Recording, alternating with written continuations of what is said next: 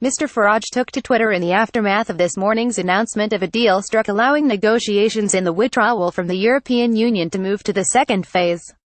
He posted, "A deal in Brussels is good news for Mrs. May as we can now move on to the next stage of humiliation." Mr. Farage has been a great critic of the split from the EU, having accused the UK government of betraying the Brexit expectations of millions of voters after conceding ground on the Irish border to kickstart trade talks at the start of this week.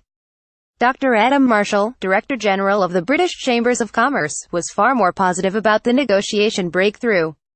In a statement, he said, "Businesses will be breathing a sigh of relief that sufficient progress has been achieved. After the noise and political brinksmanship of recent days, news of a breakthrough in the negotiations will be warmly welcomed by companies across the UK. Business will particularly cheer the mutual commitment to a transition period to support business confidence and trade, and will want the details confirmed swiftly in the new year when negotiators move on to the big questions around our future trade relationship with the EU. For business, a swift start to trade talks is crucial to upcoming investment and growth decisions.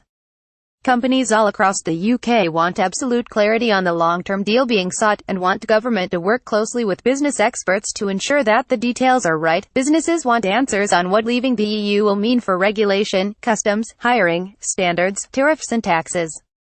The job of the UK government and the European Commission now is to provide those answers and do everything in their power to ensure vibrant cross-border trade between the UK and EU countries can continue. On citizens' rights, Mr. Marshall added, "The biggest priority for many firms since the EU referendum has been to get clarity and security for their European employees, whose contribution to business success across the UK is hugely valued. We are delighted that they, as well as UK citizens living and working in the EU, now have more clarity and can plan their future with a greater confidence." Chancellor Philip Hammond congratulated Mrs. May, saying on Twitter, "Delighted a deal agreed in Brussels that paves way for further progress on talks about future UK-EU relationship.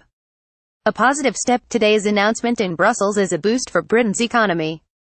Now let's conclude a trade deal that supports Britain's jobs, businesses and prosperity." Health Secretary Jeremy Hunt tweeted it was time for Mrs. May's critics to recognize her extraordinary strength, resilience, which, whatever the hurdles ahead, will deliver stage 2 just as it has delivered stage 1. Meanwhile, Scottish First Minister Nicola Sturgeon tweeted, "Move to phase 2 of talks good, but devil is in the detail and things now get really tough. If Brexit is happening, wish it wasn't. Staying in single market customs union is only sensible option. And any special arrangements for NE must be available to other UK nations." The European Union's chief Brexit negotiator Michel Barnier tweeted a video of a sprinter jumping hurdles with the caption, "First Brexit hurdles taken. More to come." Read more. Nicola Sturgeon warned tax rise risks long-term damage.